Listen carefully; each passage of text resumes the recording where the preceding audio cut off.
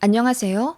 저는 금융 쪽 공공기관에 다니고 있는 30대 초반 서울 사는 미혼 여성이에요. 제 친구들에게도 말하지 못했던 얘기를 익명의 힘을 빌어서 한번 해볼까 해요. 가슴에 묻혀있던 이 황당한 이야기를 꺼내 훌훌 털어버리고 전부 잊고 싶네요. 저는 소개팅으로 만나 9개월 정도 사귄 남자친구가 있었어요. 저도 공공기관 정직원이라 월급이 대기업만큼은 아니어도 정년 보장되어 안정적이고 복지 좋은 직장을 갖고 있었고, 전 남친 역시 공사에 다니고 있었어요. 월급은 비슷비슷했지만 남친은 대학 다니며 군대도 다녀오고 휴학도 꽤 오래 했던 터라 취직을 늦게 한 편이었죠. 그래서 모은 돈이 거의 없었습니다. 저나 남친이나 둘 다 본가가 지방인데 남친은 집에서 아무 지원을 안 해준다고 하더라고요. 그래서 보증금 1,000만 원에 월세 50만 원짜리 오피스텔에서 살고 있었습니다. 반면 저는 첫 상경했을 때 아빠가 힘들게 이사 다니지 말라고 처음부터 작은 오피스텔을 하나 매매해 주셨어요. 그때 당시 1억 1,000만 원 정도였는데 동네 호재로 집값이 미친 듯이 올라서 4년 정도 지나니 거의 2억이 되더라고요. 거기에다가 저도 직장 다니며 돈 허투루 쓰지 않고 쭉 모은 돈이 거의 8천 정도 있었어요. 오피스텔 팔고 모은 돈까지 합쳐서 20평 초반대 아파트를 하나 매매했어요. 그 아파트는 현재 6억입니다. 아무튼 그래서 제 자산은 현재 시세 6억짜리 자가 아파트 한 채와 신형 그랜저 한 대, 그리고 현금 5천만 원 정도 있습니다. 제 또래치고는 많은 편이죠. 쓰다 보니 제 자랑을 한 것 같네요. 전 남친과의 스펙 비교를 하려고 쓴 것이니 너무 개의치 말아주세요. 아무튼 저는 이 정도 갖고 있었고, 전 남친은 모은 돈도 없고 자차도 없었으며 집도 월세였어요. 그래도 공사 다니는 남자라면 꽤 좋은 신랑감은 맞죠. 사실 처음부터 조건을 따져 전 남친을 만난 건 아니었는데 우연히 나간 소개팅에서 너무 잘 맞아 사귀게 된 거였죠. 많은 커플들이 그렇듯이 그렇게 사랑에 빠져 결혼 이야기가 오고 가게 된 거고요. 사귄 지 얼마 되지 않아 남친이 대뜸 결혼하자고 하더군요. 사실은 그 전에 4년간 사귀었던 전 남친이 저와 헤어지고 바로 다른 여자와 결혼하더라고요. 자극받지 않았다면 거짓말이겠죠. 꼭 그것 때문은 아니었지만 모르겠어요. 워낙 자상했고 직장도 공사 다니니 신랑감으로 부족함은 없었죠. 제가 모아둔 자산이 쥐뿔 만큼 더 많긴 했지만 그것 정도는 별로 신경 쓰이지도 않았어요. 그래서 바로 결혼을 전제로 만났고 반년쯤 되어 양가에 인사도 드렸습니다. 저희 집은 참고로 엄마가 안 계세요. 제가 어릴 때 이혼하셨고 엄마는 바로 일본으로 공부하러 가셨다고 들었어요. 저한테 연락도 없으셨고 그럼에도 불구하고 저는 엄마에 대한 갈증이 없었습니다. 아빠가 저를 너무나 많이 사랑해 주셨거든요. 아빠는 당시 연봉이 꽤 높은 무역회사에 다니고 계셨고 저희 집은 서울에 있었는데 엄마가 없다는 이유로 10살 때 학교에서 놀림과 따돌림을 받았어요. 그때 사실을 알게 된 아빠가 학교로 찾아와 저를 놀린 남자애들 앞에서 소리를 질러가며 혼을 내셨고 교무실과 교장실에 쳐들어가 그야말로 뒤집어 엎으셨습니다. 그리고 아빠는 바로 회사를 관두고 저를 데리고 어느 시골로 이사를 갔습니다. 그곳에서 아빠는 지인들의 도움을 받아 양봉업을 시작하셨고 생각보다 잘 되어 그 이듬해부터는 아빠가 전 회사에서 받으셨던 연봉만큼 벌기 시작하셨다고 해요. 그 다음부터는 일꾼도 늘리고 벌통도 늘려가며 큰 사업 수준으로 번창하셨고요. 저는 시골에서 뛰어놀며 상처를 치유했고 좋은 친구들을 만나 행복한 학교 생활을 했어요. 그게 바로 아빠가 원하던 제 모습이었던 거죠. 아빠는 저를 위해 회사까지 관두셨고 모든 것을 포기하고 저를 위해 헌신하셨어요. 삼시세끼 도시락까지 아빠가 정성껏 차려주셨고 제 옷과 교복에서는 항상 향기가 났습니다. 제가 학교 갔다 들어오면 아빠는 버선발로 달려와 저를 안아주셨고 바로 제가 신고 온 신발을 탁탁 털고 쓱쓱 닦아 마루에서 제일 양지 바른 곳에 고이 두시던 장면이 기억납니다. 저는 그렇게 아빠의 사랑을 듬뿍 먹으며 부족함 없이 자랐고요. 저를 항상 응원해 주신 덕분에 공부도 잘해서 꽤 알아주는 대학에 합격도 했습니다.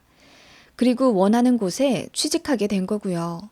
저는 저희 아빠를 정말 존경하고 많이 사랑합니다. 쓰다 보니 아빠에 대한 감정이 북받쳐 길게 쓰게 됐네요. 아무튼 저희 집은 그렇고요. 남친네 집은 양가 부모님 다 계셨고 남친 아버님은 오래전 허리를 다쳐 일을 못하신 지 20년이 넘으셨다고 합니다.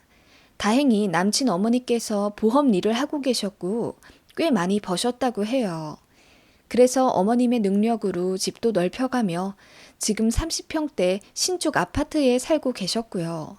얘기 들었을 때 정말 존경스러웠어요. 남친 집에 인사 갔을 때 어머님께서 이 부분에 대해 많이 스스로 자긍심이 높아 보이셨습니다. 내가 아니었으면 우리 아들 공부도 못 시켰고 이 집도 절대 이사 못 왔을 거야. 내가 그 정도 벌어서 다행이었지. 아무튼 여자도 벌어야 한다. 나는 그래서 우리 아들 신부감을 꼭 맞벌이 하는 조건이었으면 좋겠어. 네, 저도 요즘은 맞벌이 하는 게 더 좋다고 생각해요.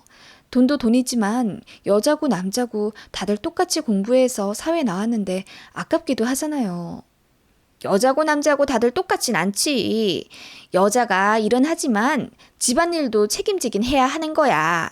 나는 뼈 빠지게 일을 하면서도 우리 집 어질러지는 건 못 보겠더라고. 냉장고도 내가 칼같이 관리하고 우리 가족 밥도 내가 다 해먹였어. 어머님이 저 들으라는 듯이 말씀하시더라고요. 좀 당황스러워서 제가 네, 아버님 거동이 조금 불편하시기도 하니까 라고 말을 하니까 남친 어머님이 버럭 화를 내시며 아무리 그래도 여자가 남편 옷도 책임져야 하고 빨리 집에 들어와서 저녁도 차려야 한다고 하시더군요. 그건 불변의 진리라면서. 그 말씀하시는데 남친 아버님도 맞다, 맞아 하면서 맞장구를 치시더군요. 듣기 불편하더라고요. 결혼하게 되면 잔소리 엄청 치실 것 같다는 느낌에 불안하기도 했고요. 이게 그 말로만 듣던 시짜짓인가 싶더군요. 그날 저는 결혼에 대해 다시 생각하게 됐고 자연스레 남친이랑도 싸우게 됐어요. 남친은 그냥 나이 많은 어르신이 하는 말이니 신경 쓸 필요가 없다고 하며 저를 설득했죠.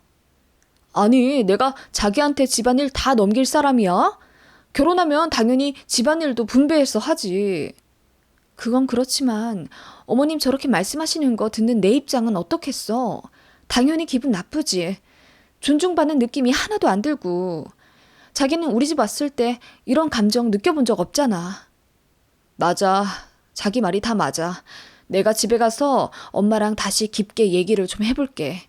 내가 장가 간다고 하니 괜히 서운해서 그러는 걸 수도 있고. 그렇게 저희는 며칠 냉전을 가졌고 남친은 저를 달래기 위해 정말 최선을 다하더군요. 남친이 애쓰는 모습 보니까 마음이 풀리기도 했고 그때는 결혼은 현실이라는 말이 잘 와닿지가 않았던 것 같아요. 남친 부모님이야 어차피 따로 살 거고 내가 살붙이며 살아야 하는 사람은 남친인데 남친 부모님이 그렇게 중요한 영향이 있을까 싶더군요. 그런 생각이 들어서 그냥 결혼을 감행했던 것 같아요. 하지만 저희 아빠는 제가 남친 집에서 들은 이야기 때문에 결혼을 탐탁지 않아 하셨어요. 남친에게 불같이 화를 내시며 그럼 내 딸이 일도 하는데 집에 와서도 집안일 다 하고 살아야 하냐며 당신이 딸을 얼마나 공주처럼 키워왔는데 그렇게 애써 키운 딸을 남의 집 아들 뒷바라지나 하라고 보내야 하냐며 싫다고 하셨습니다. 남친은 그래서 저희 아버지 앞에서도 무릎 꿇어가며 설득했고 저도 아빠한테 걱정하지 말라고 잘 살겠다고 약속하며 아빠에게 결혼하겠다고 했네요. 아빠는 제가 결혼하겠다고 하니 더 반대하실 수는 없으셨는지 그냥 알겠다고 하셨어요. 아빠는 제가 하겠다는 건 뭐든지 허락해 주셨거든요. 지금 생각하면 참 후회되고 마음 아파요. 아무튼 그렇게 저희는 결혼을 준비하게 되었습니다. 예식장이며 스드메며 신혼여행지 정하는 것까지 일사천리로 진행되었어요. 남친이나 저나 성향이 좀 맞아서 남들 결혼 준비하며 많이 싸운다던데 저희는 잡음이 없었습니다. 양가에서도 예물 예단 생략하고 전부 저희가 알아서 하라고 하셨기에 저희는 부담 없는 마음으로 그렇게 기분 좋게 준비를 해갔어요. 신혼집은 일단 제 명의 아파트에서 살기로 했고 차근차근 늘려갈 생각이었어요. 큼지막한 것들은 계약금 내서 예약했고 그렇게 결혼 날짜도 6개월 정도 남긴 시점이었죠. 상견례를 조금 일찍 하자는 예비 시어머니의 말씀에 부랴부랴 급하게 준비를 했습니다. 그렇게 하게 된 상견례. 저희가 서울에 살고 있기에 양가 부모님들도 다 지방에서 올라와 서울에서 상견례를 치르게 되었어요. 강남에 아주 프라이빗하고 고급스러운 한정식을 예약했고 남친 부모님과 남친 그리고 저와 저희 아버지 이렇게 5명이 참석하게 되었어요. 예비 시아버지는 워낙 말씀이 없으셨고 그냥 웃기만 하셨습니다. 예비 시어머니는 말씀이 진짜 많으셨고요. 저희 아버지도 아는 사람들 앞에선 수다쟁이라고 불릴 정도로 말씀이 많은 편인데 그날따라 말씀을 아끼시더군요. 예비 시어머니가 웃으며 물꼬를 트셨습니다. 아유, 혼자 키우셨다면서요? 정말 고생이 많으셨겠어요. 대단하시네요. 내 딸인데 당연히 내가 잘 키워야죠. 고생 하나도 안 했습니다. 아빠가 웃으면서 화답하자 예비 시모가 웃음기를 조금 거두며 말하시더군요. 그런데 어쩌나? 엄마가 없어서 뭘 배우지를 못했겠어요. 무슨 말씀이신지 뭘 배우지를 못했겠다뇨? 아니, 이제 결혼하면 밥도 하고 빨래도 하고 집안일 자잘한 것들 다 정리해야 할 텐데 보고 배운 게 없어서 뭐 요즘 여자애들이 다 그렇다고는 하지만요. 하시며 예비 시모가 깔깔 웃으시더군요. 솔직히 말해서 초반부터 기싸움 거시는 게 느껴졌습니다. 그렇게 저를 후려치시려고 한 모양이더라고요. 아빠가 기분 상해하신 게 느껴졌고 귀까지 빨개지셨어요. 그거 보니 저도 마음이 안 좋더라고요. 그래서 한마디 했어요.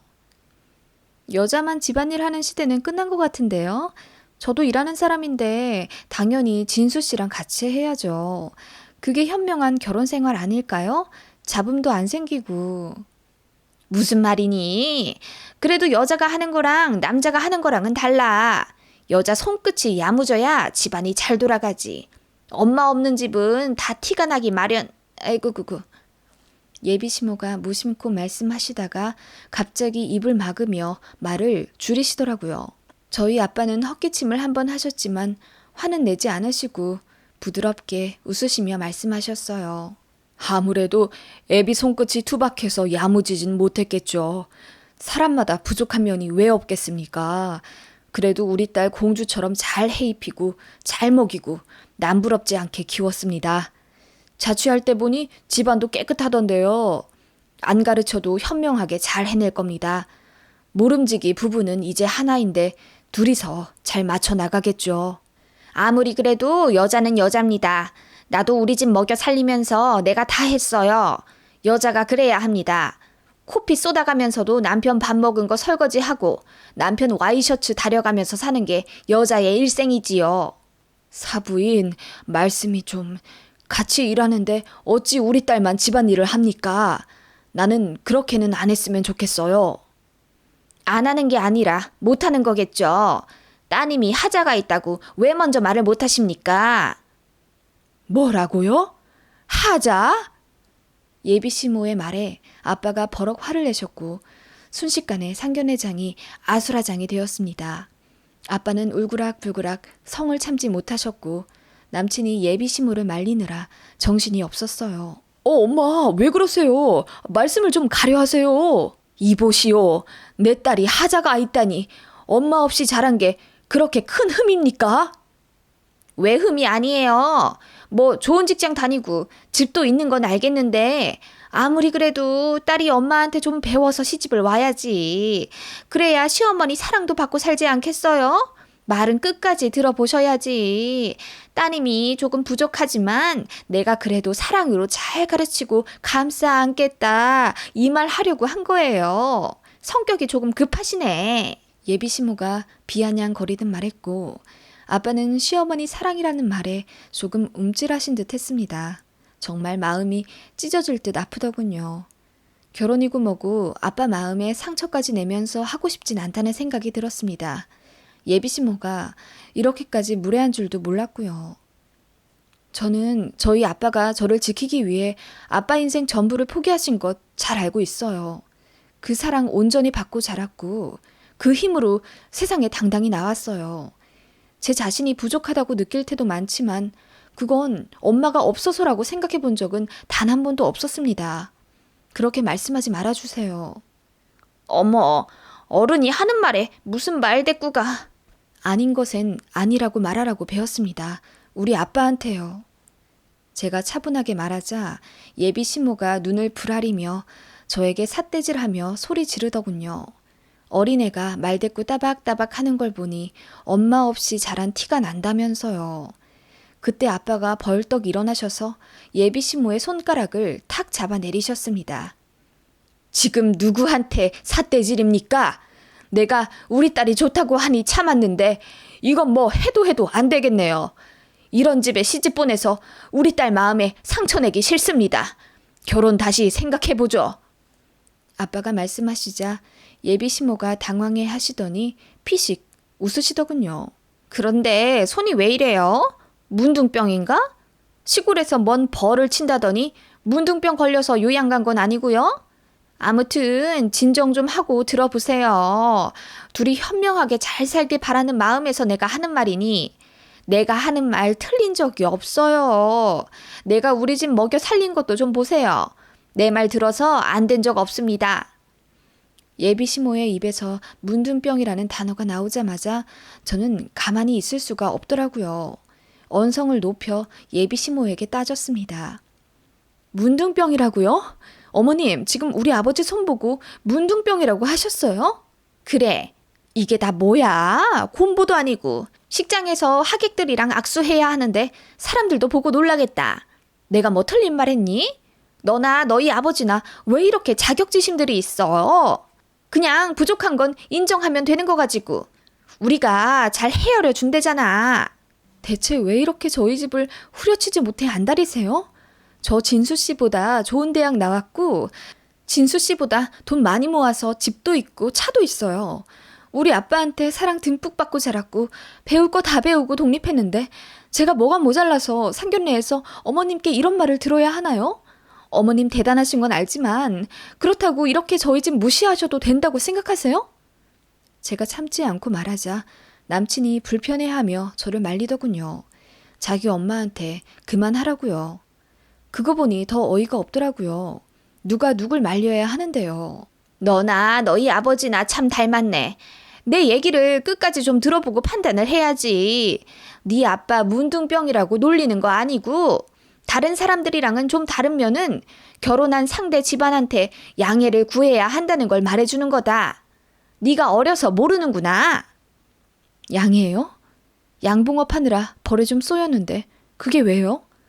아빠가 켈로이드 피부셔서 흉터가 좀 남긴 하는데 그것도 결혼할 상대 부모님께 양해를 구해야 하나요? 그래, 뭐 양봉업 하신다는 말씀은 들었다만 몇 통이나 있으시길래 손이 이렇게... 산 하나가 저희 아빠 거고요. 몇백 통 있으세요. 직원도 많으시고요. 왜요? 이것도 양해를 구해야 했었나요? 제 말에 예비 시모가 깜짝 놀라며 남친 옆구리를 찌르시더군요. 그냥 텃밭 일구면서 벌통 서너 개 있는 줄 알았는데? 진수 씨가 말을 제대로 전달을 못했나 봐요. 큰 산 하나 있으시고요. 양봉업 하셔서 1년에 2, 3억 버신 지 10수년은 되셨어요. 제가 말하자 예비 시모가 조금 당황하더니 물을 한 잔 들이키더군요. 그러더니 문둥병 같다던 아빠의 손을 덥석 잡으며 힘드시겠다며 안쓰러운 표정을 짓는 거 있죠. 바로 태세 전환하시더군요. 어찌나 그렇게 뻔뻔한지 황당해서 웃음이 나오더라고요. 말씀을 하시죠. 나는 우리 아들이 엄마도 없는 가난한 집 딸이랑 결혼한다는 줄 알았네. 우리 아들이 너무 순진해서 그런 것까지는 나한테 말을 안 했어요. 얼마나 순수해. 그쵸? 그러더니 헛기침을 하며 이어 말하더군요. 지금 신혼집을 따님 아파트에서 살다가 늘려간다던데 나는 20평은 둘이 살기 너무 작다고 생각해요. 뭐 지들끼리 좋으니 살겠다고는 하지만 거기서 애라도 덜컥 생기면 골치잖아요. 아이 키우려면 30평은 돼야 하는데. 친정아빠가 돈 잘 버니까 다행이네. 아파트 하나 해주실 수 있죠? 그 말에 제가 황당해서 웃어버렸습니다. 저희 아빠가 신혼집을요? 여자 쪽에서 30평대 아파트도 해다주고 일도 하고 퇴근하면 집안일도 하고 시부모님도 깍듯이 모시라는 말씀이네요? 아니 뭐 능력이 있으시다니까. 예비 시모의 말을 딱 끊고 아빠가 저를 보며 말씀하셨습니다. 저는 아빠의 눈빛을 읽었습니다. 지은아, 아빠가 집 해줄까? 30평대가 뭐야? 50평짜리도 해줄 수 있어. 네가 됐다고 해서 관둔 거지. 그 말에 예비 시모가 눈을 반짝이며 침을 꿀꺽 삼키시더군요. 남친이랑 예비 시부는 꿀먹은 벙어리처럼 아무 말도 안 하고 있고요. 그 모습을 보니 왜 이렇게 갑자기 현타가 오던지요. 정말 다 정 떨어지고 관두고 싶더라고요. 네, 아빠 해주세요. 대신 제가 제대로 된 남자 데리고 오면요. 그 말을 하고 저는 아빠의 상처 가득한 손을 잡고 일어났습니다. 이런 집안, 이런 남자 말고요. 하며 제 짐을 챙겼어요. 남친에게 결혼하지 않겠다고 단호하게 말하고요. 제 말에 얼굴이 하얗게 질린 남친이 일어나 버벅거리며 저를 잡더라고요. 바로 뿌리쳤습니다. 호텔에서 내려오면서 제가 아빠에게 정말 죄송하다고 울면서 사과했어요. 저런 집안인 줄은 정말 몰랐다고 엉엉 울었더니 아빠가 이제라도 알아서 괜찮다면서 저를 달래주셨어요. 진짜 불효한 기분이더라고요. 그렇게 저는 파혼했고요. 아빠는 제 마음이 상했을까봐 아침 저녁으로 저에게 전화를 하며 기분을 챙겨주셨어요. 저는 그냥 죄송한 마음뿐이었고요. 남친은 그날 이후로 본인 엄마도 엄청 미안해하고 있다며 제 마음을 돌리려고 잡더라고요. 그리고 왜 아빠가 그렇게 돈 많이 버시는 거 얘기 안 했냐며 화내더라고요. 어이가 없더군요. 본인도 본인 엄마가 보험 일 한다고만 말해줬지 얼마 버신다고는 정확히 얘기 안 했으면서 우리 아빠 소득을 제가 먼저 까야 하나요? 그거 말해줬으면 본인 엄마가 그렇게 나오진 않았을 거라며 저더러 너무한다고 하더라고요. 저는 그만큼 조건 없이 사랑했고 결혼 결정한 거였는데 남친 쪽 입장은 달랐나 봅니다. 저나 저희 아빠나 별 볼 일 없는 한부모 가정이니 기선제압하며 아들 편하게 살도록 길들이려고 했나 보더라고요. 아무튼 남친 혼자 화내다가 사과하기를 반복하며 울고불고 며칠을 그러다가 제가 연락을 아예 안 받자 어느 날은 제 집에 강제로 문을 따고 들어오려고 해서 제가 주거 침입죄로 경찰 신고를 했습니다. 그 바람에 경찰서에서 예비 시모를 한 번 더 만났죠. 제가 선처 없이 빨간 줄 긋게 할 거라고 하니 어떻게 사람이 인정머리 없이 그러냐고 발광하듯 난리치시더라고요. 그래서 제가 파혼 관련한 위약금 그쪽에서 다 물면 그냥 없던 일 해주겠다고 하니 결혼 안 한다고 한 건 저희 쪽인데 왜 위약금을 우리 아들이 물어야 하냐고 난리치다가 그럼 깜빵 가라고 하니 조용히 꼬리 내리시더군요. 그렇게 합의한 일을 마지막으로 그 집과 전 남친과는 정말 완전히 끝났습니다. 진짜 버라이어티하죠? 창피해서 주변에 이야기는 안 했습니다. 지금 생각해도 참 아찔하고 어이없는 파혼이네요. 저는 덕분에 그래도 많은 것을 배웠네요. 좋은 사람 만나는 눈을 더 키우고 더 행복하게 살도록 노력하는 중입니다. 아빠한테도 받은 만큼 갚아나가는 효녀가 될 거고요. 쓰다 보니 길어졌네요. 긴 글 읽어주셔서 감사합니다.